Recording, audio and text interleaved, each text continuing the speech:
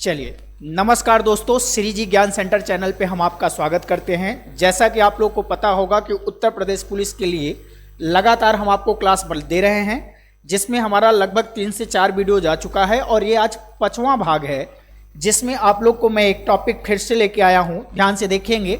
अच्छा, जिन बच्चों को मेरी पूरी क्लास चाहिए वो बच्चे बिल्कुल अगर परेशान हो रहे हो कि सर आपकी पूरी क्लास हमें नहीं मिल पा रही है, क्यों नहीं मिल पा रही है, इसका कारण मैं बता दूं। क्योंकि मेरी जो पूरी क्लास, ईमानदारी से अगर आप लोग भाग 1, भाग 2, भाग 3 इस तरीके से देखना चाह रहे हैं तो मेरा एप्लीकेशन है खुद का, श्री जी ज्ञान सेंटर चैनल का एप्लीकेशन है। उस एप्लीकेशन पे आप लोग को पूरी तरह से क्लास मिल जाएगी। आप बिल्कुल परेशान ना होइए। इसके पहले आप लोग इतना जो मैं दे रहा हूं इसको देखते रहिए और इसको शेयर और सब्सक्राइब करना मत भूलिए प्लीज। इस क्लास को जितना ज़्यादा से ज़्यादा शेयर कर सकते हैं आप शेयर करिए और सब्सक्राइब कराइए। मैं आपको बाकायदे पूरी क्लास दूंगा, लेकिन एप्लीकेशन पे दे सकता हूं। वो एप्लीकेशन पर सारी क्लास सीक्वेंस में आपको मिल जाएंगी, क्रम वाइज। आप बिल्कुल परेशान ना हो कि सर आज पहला क्रम आया, दूसरा क्रम कहाँ गया, तो आप इसके लिए परेशान ना हो, ठीक है। तो आइए हम लोग आज आप लोग को एक मेन इंपॉर्टेंट टॉपिक में शुरुआत कर रहा हूँ, जिस टॉपिक का नाम क्या है बताइए। आप लोगों ने देखा कि उस टॉपिक का नाम है कैलेंडर। क्या नाम है बताइए? कैलेंडर। आपको पता होगा कि कैलेंडर बहुत ही इंपॉर्टेंट टॉपिक है। ये आपके लिए पता होगा कि कितना क्वेश्चन कैलेंडर से आता है, पहले इसको देख लो। मैंने कहा कि बेटा कैलेंडर से अगर मैं बात करूं तो यूपीपी की अगर हम लोग बात करें तो यूपीपी में 1 से 2 क्वेश्चन आपको कैलेंडर से जरूर पूछेगा। ये इंपॉर्टेंट है क्वेश्चन आपके लिए, तो याद रखना कि ये पूरा टॉपिक ही इंपॉर्टेंट है। तो इस टॉपिक को मैं पूरा कंप्लीट करा दूंगा, आप अच्छे से देखो। तो 1 से 2 क्वेश्चन को करने के लिए आपको पूरा कैलेंडर, यानी इस टॉपिक का हिंदी में नाम क्या है, पंचांग, इस पूरे टॉपिक को देखना पड़ेगा। क्लियर है ना? तो आइए हम लोग शुरुआत करते हैं, टाइम बर्बाद ना करें। बहुत सारे बच्चे बोलते हैं कि सर इसकी शुरुआत कब हुई, तो पता है आप लोग प्राचीन हिस्ट्री जब आप पढ़ेंगे, एशियंट हिस्ट्री, उसमें राजा कनिष्क की कहानी है, उसने सक्संवत की स्टार्टिंग किया था, वो पूरी कहानी है। लेकिन इसका खोज किसने किया था? ग्रेडियर साहब ने इसकी खोज करके चले गए और पढ़ना हम लोग को पड़ रहा है। तो फिलहाल आपको ये सब पूरा दुनिया भर का तामझाम नहीं जानना है, आप तो टू द पॉइंट जानिए, जहां से आपको क्वेश्चन सॉल्व करना है। बेटा आपको प्रोफेसर नहीं बनना है, आपको टू द पॉइंट क्वेश्चन को सॉल्व करके, क्वेश्चन को क्लियर करके, नौकरी पाकर और आगे बढ़ते रहना है, ठीक है। तो उसी के अकॉर्डिंग हम लोग टू द पॉइंट पढ़ेंगे। तो आइए हम लोग सबसे पहले इसकी बात करें। तो हम लोग अगर उतना पढ़ना चाहेंगे तो कैलेंडर की बात करें तो कैलेंडर में क्या क्या चीज होता है इसके बारे में जानेंगे। तो ध्यान से देखो, आप लोग के देखेंगे घर में ठाकुर प्रसाद का कैलेंडर आ जाता है ना, हर साल के पहले महीने का पहले तारीख को। बिल्कुल। उसमें क्या क्या होता है बेटा? उसमें देखेंगे आप लोग के सामने डेट होती है। क्या होती है बताइए? डेट होती है। और क्या देखते हैं उसमें? देखिए, देखने को मिलता है मंथ, और मंथ के बाद क्या मिलता है बेटा बताइए? ईयर मिलता है। मिलता है कि नहीं मिलता है? आइए, मिलता है। अब देखिए, जब मिल जाता है तो आप लोग मुझे बताइए, डेट की अगर बात करें तो 1, 2, 3, 4, 5 इसी तरह से करके 31 तक डेट आपको मिल जाता है। इसको जानने की जरूरत नहीं है। अब बात आती है कि मंथ क्या होता है। तो याद रखना कि मैं आपको बता दूं कि पूरे साल में कितने प्रकार के मंथ होते हैं। बच्चों ने कहा 12। 12 नहीं बेटा, अगर रियल में देखा जाए तो 4 ही प्रकार के मंथ हैं। कौन कौन से? देखिए, एक तो आपका है क्या, जिसमें 28 आता है, एक तो है 29, एक तो है आपका 30, और एक क्या आता है बताइए? 31। यही 4 प्रकार के मंथ हैं जिनका लास्ट का डेट इतना ही आता है। क्या इतनी बात क्लियर है? अब चलिए, जो मैं बता रहा हूं उसको क्लियर करो। यहां देखो ध्यान से, इसमें 2 डेट लिखा हुआ है, एक लिखा है 28 और एक क्या लिखा है बताइए? 29 लिखा हुआ है। क्या लिखा हुआ है बताइए? एक डेट लिखा हुआ है 28 और एक डेट क्या लिखा हुआ है? 29। अब बताइए 28 और 29 का डेट कौन से महीने में आता है? तो बच्चों ने कहा कि सर 28 और 29 का डेट हमेशा फरवरी में आता है। अच्छा, लेकिन फरवरी में 28 कब आता है, 29 कब आता है? तो याद रखना कि हमेशा, अगर हमने देखा कि हमेशा बोले तो फरवरी में 28 हमेशा आता है, लेकिन 29 हर 4 साल में एक बार आता है। क्लियर है ना? ये तो बड़े मजे की बात है। लड़का क्लास में खड़ा होकर पता क्या बोलता है कि सर भारत का वह कौन सा प्रधानमंत्री है जिनका जन्मदिन 29 फरवरी को मनाई जाती है? तो आपको पता है ये क्वेश्चन बहुत पहले पूछा जा चुका है एसएससी के पेपर में। तो याद रखना कि चौधरी चरण सिंह का नाम आपने सुना होगा कि चौधरी चरण सिंह भारत के प्रधानमंत्री थे और इनका जो है 29 फरवरी को डेट ऑफ बर्थ मनाया जाता था, यानी 29 फरवरी को ये पैदा हुए थे। तो याद रखना कि ये क्वेश्चन पेपर में अब नहीं आता। ये सब छोटी मोटी बातें को ध्यान मत दें। कभी कोई पूछ लिया रहा होगा, कभी पूछा गया होगा, लेकिन अब क्वेश्चन नहीं आता है। लेकिन अगर मैं कहूं कि जिसकी शादी अगर 29 तारीख को हो जाए, तब ये तो बड़ी बात की बात है भैया। आपको पता है कि आजकल इंडिया पर बहुत ज़्यादा मॉडर्न, जितने भी मॉडर्न चीज़ें अपने इंडिया पे लागू हो रही हैं। औरतें आजकल, आदमी क्या कर रहा है, कि शादी का सालगिरह हर साल मना रहा है, जितना शादी में खर्चा नहीं किया होगा उससे ज़्यादा वो शादी के सालगिरह में खर्चा कर दे रहा है कि नहीं कर दे रहा है। तो याद रखना कि बच्चा अगर शादी के सालगिरह से बचना चाहता है तो 29 तारीख को शादी कर, ठीक है, क्योंकि 3 साल का पैसा बच जाएगा, है ना।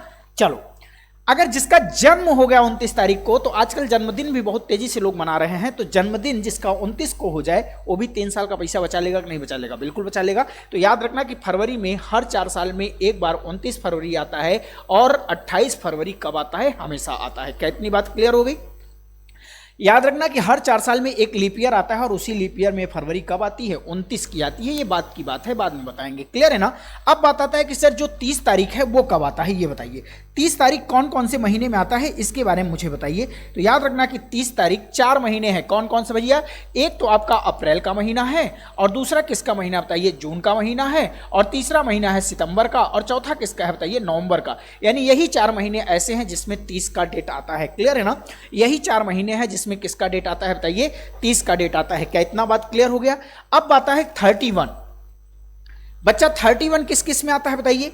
तो आपको मैं बता दूं कि 31 बाची जो महीने बच गए कौन कौन से? पहला महीना आता है जनवरी, जनवरी के बाद आपका आ जाएगा मार्च, मार्च के बाद क्या आ जाएगा बताइए? मई, मई के बाद जुलाई, जुलाई के बाद सीधे अगस्त। याद रखना जुलाई अगस्त 2 ऐसे महीने हैं जो लगातार 31 को रिप्रेजेंट करते हैं, इस बात का ध्यान रहे। क्लियर है ना। उसके बाद आपको आ जाता है क्या बताइए? अक्टूबर, अक्टूबर के बाद क्या आ जाता है बताइए? दिसंबर। यानी जो इतने महीने हैं सारे महीने 31 को रिप्रेजेंट करेंगे, इस बात को आप ध्यान रखना। क्या इतनी बात क्लियर हो गई? तो हमको लगता है कि सारा महीना आपको याद हो गया। एक बार चलिए महीनों का रिव्यू यहां दे देते हैं। देखिए ध्यान से, मैंने कहा कि 30 किस में आता है? देखिए आपने कहा सर 30 अप्रैल में आता है। याद कर लो, अप्रैल में आता है, और जून में आता है, और किस में आता है बताइए? नवंबर में आता है, और नवंबर के बाद किस में आता है बताइए? सितंबर में आता है। क्या इतनी महीने को याद है? बाकी जो महीने बच गए वो किसके होते हैं? 31 के होते हैं। ये मैं क्यों करवा रहा हूं पता है तुम्हें?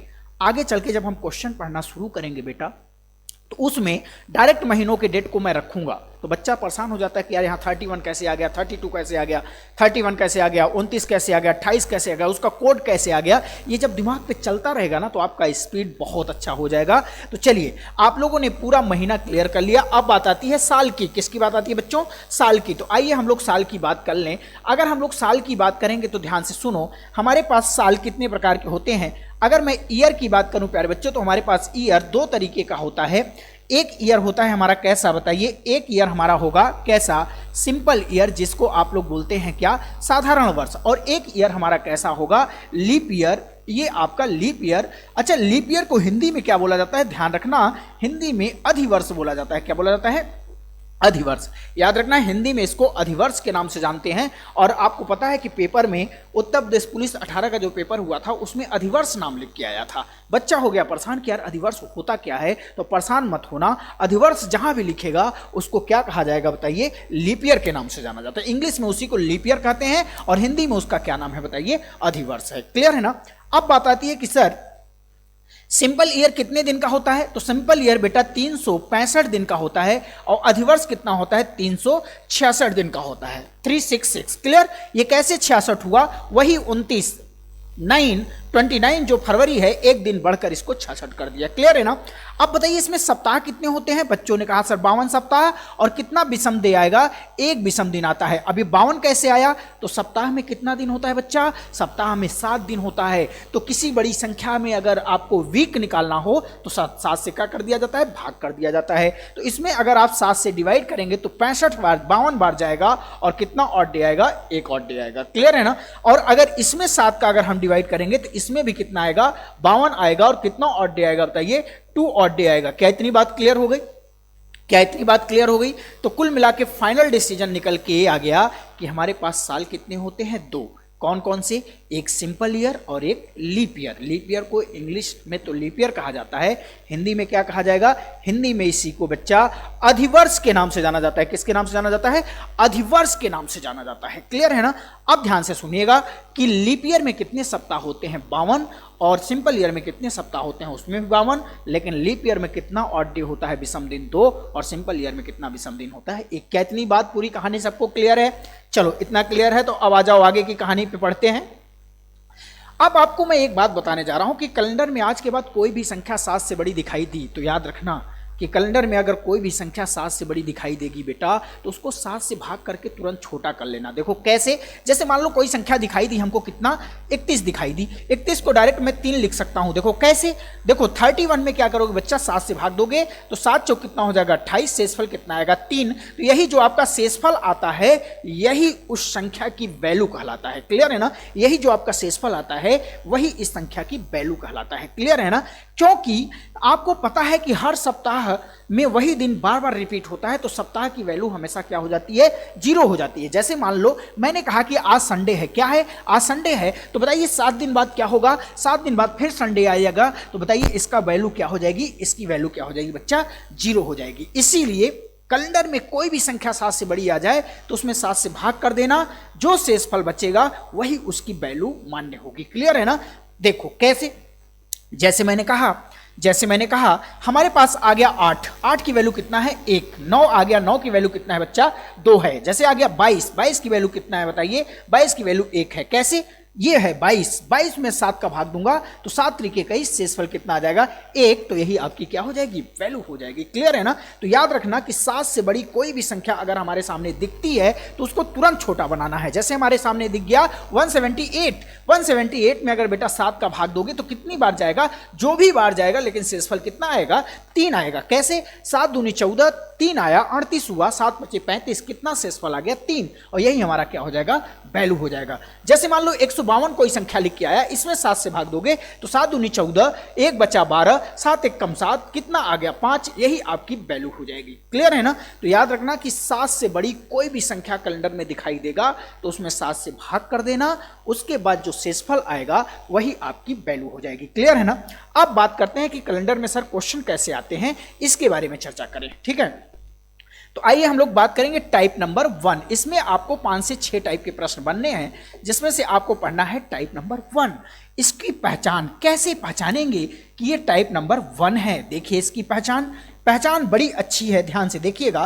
पहचान है कि जिस क्वेश्चन का डेट और क्या बताइए बच्चों, जिस क्वेश्चन का डेट और मंथ क्या हो जाए, सेम हो जाए दोनों तरफ का, और साल क्या हो जाए बताइए, साल डिफरेंट हो जाए, ऐसे क्वेश्चनों को कैसे सॉल्व करेंगे इसके बारे में हम लोग चर्चा करेंगे। तो आइए देखते हैं विवादित क्वेश्चन। देखो जिस क्वेश्चन पर लड़कों ने विवाद कर दिया था वो क्वेश्चन वाकई में लड़कों के द्वारा गलत था, बट आयोग के द्वारा गलत नहीं था, तो इसीलिए उन क्वेश्चनों को मैं रखता हूं, इससे तुम्हारा कंसेप्ट भी क्लियर हो जाएगा। तो आइए 2 क्वेश्चन रखते हैं, देखिए कैसे। क्वेश्चन नंबर पहला देखिए कौन सा क्वेश्चन था कि यदि 10 जनवरी, ध्यान से देखिएगा, यह 10 जनवरी 1996 को क्या था भैया, रविवार था। क्या था, रविवार था। तो बताइए 10 जनवरी सन 1995 को कौन सा दिन होगा, ये आपका पहला क्वेश्चन था।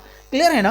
और क्वेश्चन नंबर सेकंड देखो, मैं लिख देता हूं, 2 क्वेश्चनों का विवादित था। क्वेश्चन नंबर सेकंड क्या था, क्वेश्चन नंबर सेकंड था यदि 10 मार्च, ध्यान से देखिएगा, 10 मार्च 1996 को क्या है बताइए, रविवार है। सेम क्वेश्चन था, तो बताइए 10 मार्च सन 1995 को कौन सा दिन होगा। ये आपके सामने 2 क्वेश्चन मैंने रख दिया। अब बच्चों ने विवाद क्या किया, ध्यान से सुनना मेरी बात। सबसे पहले इस क्वेश्चन को मैच कराओ, क्या ये पहचान मैच कर रहा है कि नहीं कर रहा है। देखो इसमें लिखा है डेट और मंथ सेम होना चाहिए, तो यहां भी देखो लिखा है 10 जनवरी और यहां भी लिखा है 10 जनवरी, दोनों तरफ का डेट और मंथ सेम है कि नहीं है, बिल्कुल है। कहा साल अलग अलग होना चाहिए, तो यहां देखो लिखा है 96 और यहां लिखा है कितना 95। क्या इतनी बात क्लियर है। अच्छा देखो यहां पे 96 की जगह पे 95, जो क्वेश्चन था 95 नहीं था, बैक का नहीं था, फॉरवर्ड का था। बैक का सिखाना फॉरवर्ड का था, बिल्कुल बैक का करना है, बैक कर देना। फॉरवर्ड का था क्वेश्चन तो फॉरवर्ड कर लो उसे, ठीक है ना। कौन से कलर में था, येलो में था। ये फॉरवर्ड था, ये आपका कितना है 96, तो यहाँ कितना था बताइए 97, फॉरवर्ड का था। हम आपको बैकवर्ड भी सिखा देंगे, लेकिन पहले फॉरवर्ड देखो, फॉरवर्ड का क्वेश्चन था। ये 96 है तो यहाँ भी 96 कर लो, यहाँ भी 97 कर लो, कोई दिक्कत नहीं। चलो भैया अब देखो करना क्या है, कुछ करना नहीं है, एकदम इफेक्टिव देखो कि देखो ध्यान से कि ऐसा क्वेश्चन जब भी पेपर में आए तो इसे सॉल्व कैसे करेंगे, इसका सोल्यूशन तुम सीखो। एक ही बार में सब क्लियर हो जाएगा। और एक चीज और बता दूं कि इस वीडियो से एक भी क्वेश्चन बाहर नहीं जाएगा। उत्तर प्रदेश पुलिस का अगर कंप्लीट आपने मेरे इस सिलेबस को देख लिया तो आपका एक भी क्वेश्चन बाहर नहीं जाएगा और बाहर से आपको कुछ पढ़ने की जरूरत नहीं है, ना ही कोई बुक और ना ही कुछ मैटर। सिर्फ और सिर्फ इसको वीडियो को देखो, यहां से कंसेप्ट क्लियर कर लो और डायरेक्ट पेपर में जाओ और क्वेश्चन को सॉल्व करके आओ, कोई दिक्कत नहीं है, ठीक है ना। तो आइए हम लोग देखते हैं। याद रखना कि जब ये दोनों सेम आ जाए, तो याद रखना कि ऐसी स्थिति में क्या होता है कि जब डेट और मंथ दोनों तरफ का सेम हो जाए तो ऐसी स्थिति में क्या होता है कि सेम वाली चीजों का गणना नेग्लेक्ट हो जाता है, यानी सेम वाली चीजों को देखना बिल्कुल बंद कर देंगे। तो करेंगे क्या, जो चीज बच जाएगा उसके बारे में सोचेंगे। तो क्या करेंगे बेटा, बड़े साल में से क्या करेंगे, छोटे साल को हम लोग तुरंत क्या कर देंगे, माइनस कर देंगे। कितना आ जाएगा, 1 साल। 96 यहां है 97, तो 97 में से 96 घटाएंगे कितना आएगा, 1 ईयर। बच्चों ने क्या किया कि इसी 1 को रविवार में जोड़ दिया तो आंसर क्या आ गया, सोमवार आ गया, जो कि गलत था। क्यों गलत था, क्योंकि इसका नियम होता है कि जिस क्वेश्चन का डेट और मंथ दोनों तरफ का सेम आ जाए और साल अलग अलग हो जाए, तो ऐसे क्वेश्चन को सॉल्व करने का जो तरीका है, बड़े साल में से छोटे साल को घटाना और प्लस लीप ईयर को ऐड करना। तो बच्चा, टीचर सिखाता है और बुक में दिया है कि हर 4 साल में एक लीप ईयर आता है। अब बच्चा देखा कि यहां डिफरेंस कितने साल का आ गया, 1 साल का। कहा कि यार 1 साल में तो कोई लीप ईयर होगा नहीं, लेकिन मैं आपको बता दूं कि लीप ईयर 1 साल में भी हो सकता है, 2 साल में भी हो सकता है, 3 साल में भी हो सकता है और 4 साल में तो होगा ही होगा। अब बच्चा परेशान यार कि यहां लीप ईयर कैसे होगा, तो देखो लीप ईयर निकालने का तरीका सीख लो। लीप ईयर निकालने का तरीका मेरे प्यारे भाई सीख लो, वरना आप प्रॉब्लम में आ जाएंगे। कैसे, जैसे यहां बच्चा आया था प्रॉब्लम में, 1 साल में लीप ईयर कैसे आएगा। तो देखो लीप ईयर के लिए कौन सा तरीका होता है, देखो मैं बता रहा हूं। लीप ईयर के लिए किसी भी साल में अगर 4 से भाग दिया जाए, क्या दिया जाए, भाग दिया जाए, तो उसका शेषफल कितना होना चाहिए, 0, पहला पॉइंट। और दूसरा उसमें क्या होना चाहिए भैया, फरवरी महीना का 29 का डेट आना अनिवार्य है। ये बहुत इंपॉर्टेंट फैक्ट है, ये बहुत इंपॉर्टेंट फैक्ट है कि उस महीने में फरवरी का 29 वाला डेट आना अनिवार्य है। जरा इसमें सर्च करो, देखो 10 जनवरी 1996। 1996 कैसा ईयर है भैया, लीप ईयर है। क्यों, क्योंकि इसमें 4 से भाग दोगे तो कट के 0 हो जाएगा। लेकिन 1996 में क्या फरवरी 29 आई है क्या, कैसे चेक करोगे। अगर आप 10 तारीख से आगे बढ़ोगे तो पूरा जनवरी कंप्लीट करोगे और जब फरवरी में प्रवेश करोगे तो 29 का डेट आएगा कि नहीं आएगा, बिल्कुल आएगा। इसलिए 1996 आपका दोनों कंडीशन फॉलो करता है, पहला 4 से भाग देने पर 0 और दूसरा फरवरी 29 होना अनिवार्य है। इसीलिए बेटा 1996 यहां क्या हो जाएगा, लीप ईयर हो जाएगा। इसीलिए यहां पे कितना लीप ईयर है, 1 लीप ईयर है। बट नीचे वाले में जरा देखो, इसीलिए प्रूफ लिख गया है कि 97 माइनस 96 कितना आ गया, 1। बट यहां पे देखो लीप ईयर है कि नहीं है। 10 मार्च 1996, 1996 कैसा ईयर है, लीप ईयर है। बट ये लीप ईयर में काउंट नहीं होगा। क्यों, क्योंकि इसमें फरवरी 29 नहीं आएगा। क्यों, क्योंकि 10 मार्च से शुरू हुआ है। बच्चा बोला आया तो रहा होगा ना, अरे भैया तुम किसी कंपनी में जाओगे और 10 मार्च से काम शुरू करोगे तो क्या तुमको जनवरी फरवरी का पैसा दे देगा क्या, अरे मार के भगा देगा। समझ में आया। तो याद रखना कि 10 मार्च से है, मतलब 10 मार्च से है, इसमें 29 फरवरी नहीं आएगा। इसी वजह से 1996 क्या होगा, लीप ईयर नहीं होगा। तो इसमें लीप ईयर कितना हो जाएगा बच्चा, 0। तो 0 और 1 कितना होगा, 1, और यहां कितना हो जाएगा, 2। तो अब देखो रविवार में जब आप 2 ऐड करोगे, ध्यान से सुनना, रविवार में जब आप 2 ऐड करोगे तो आंसर क्या हो जाएगा, सोमवार, और यहां पे आंसर क्या आ जाएगा, यहां पे आंसर आ गया मंगल। तो पहले का आंसर हो जाएगा मंगलवार यानी ट्यूसडे, और दूसरे का आंसर क्या हो जाएगा भैया, रविवार में +1 जोड़ेंगे तो दूसरे का आंसर क्या हो जाएगा, सोमवार हो जाएगा। तो देख रहे हो कि अंतर कितना बड़ा आ गया, ऊपर वाले का आंसर हो गया मंगलवार और नीचे वाले का आंसर कितना हो गया, सोमवार। क्लियर है ना। तो आशा करता हूं कि जितने हमारे प्यारे विद्यार्थी पूरे उत्तर प्रदेश से, उत्तर प्रदेश पुलिस के लिए और साथ साथ एसएससी के लिए, पूरे इंडिया से जो बच्चा देख रहा होगा उसके लिए बहुत ही लाभकारी कंसेप्ट रहा होगा, अच्छे से सीख पाया होगा। और मैं आपको एक बार नहीं बता चुका हूं बार बार कि मैं अपना सारा वीडियो एप्लीकेशन पे आपको प्रोवाइड करने वाले हैं। आप बिल्कुल परेशान ना होइए, हताश मत होइएगा, विश्वास मत खोइएगा। मैं सब कुछ करूंगा, सब कुछ देने के लिए बिल्कुल एकदम तैयार हूं। पूरी क्लासेस आपको मिलेंगी, लेकिन आप एक काम करिएगा कि प्लीज इस वीडियो को सब्सक्राइब और शेयर करना मत भूलिए। इस चैनल को जितना ज्यादा आगे बढ़ाएंगे उतना ये चैनल आपके लिए तत्पर होगा, आपके लिए देने के लिए सब कुछ तैयार होगा। तो मैं इसी के साथ एक बात कहूंगा कि प्लीज क्लास में आइए और साथ में 10-20 को लेके आइए। क्लास देखिए और 10-20, 20-50 को शेयर करिए। शेयर करने में क्या जाता है रे भैया, शेयर करो, क्लास देखो, सब कुछ मिल जाएगा। तो इसी के साथ फिर से मैं जब अगली क्लास में मुलाकात करूंगा तो इसी को टाइप 2, 3, 4, 5 ऐसे करके आगे आता रहूंगा। तो इसी के साथ धन्यवाद, अगली क्लास में फिर मिलते हैं। बहुत बहुत धन्यवाद, थैंक यू।